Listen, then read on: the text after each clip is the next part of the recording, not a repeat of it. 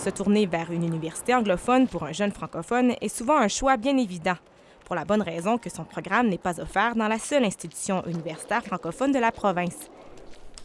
Oh, hey, Mohamed. C'est le cas de Dominic Doubledam, un étudiant de la faculté de génie à l'Université de l'Alberta.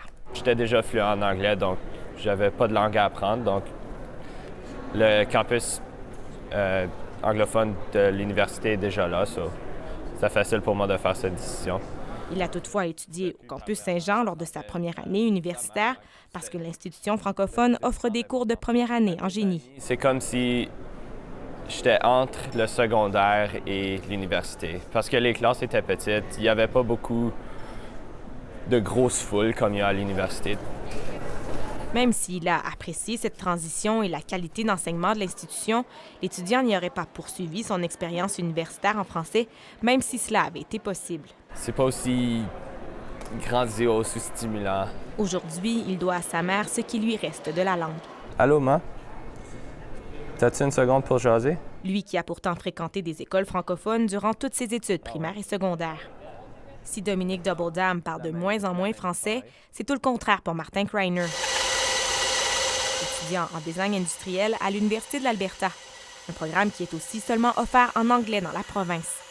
Président de Francophonie Jeunesse de l'Alberta, avec un cercle d'amis solides qui parlent français, la langue de Molière demeure bien présente dans son quotidien, malgré son choix universitaire. Je suis absolument une exception d'avoir, je sais où je vis ma francophonie, même si c'est pas à l'école. Parce que ça, c'est une question pour beaucoup de jeunes, je pense. Sciences infirmières, d'autres comme Amy Vachon-Chabot tenaient à étudier en français. Heureusement pour elle, son programme de sciences politiques est offert au campus Saint-Jean.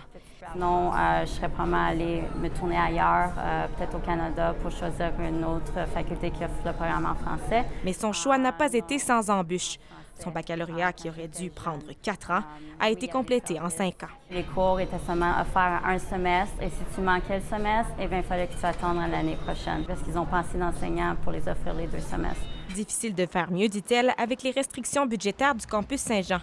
Mais malgré ces difficultés, elle a complété tous ses cours universitaires en français, chose à laquelle elle a dû se battre, mais qui lui procure aujourd'hui un grand sentiment de fierté. Ici Marie-Pierre Mercier, Radio-Canada, Edmonton.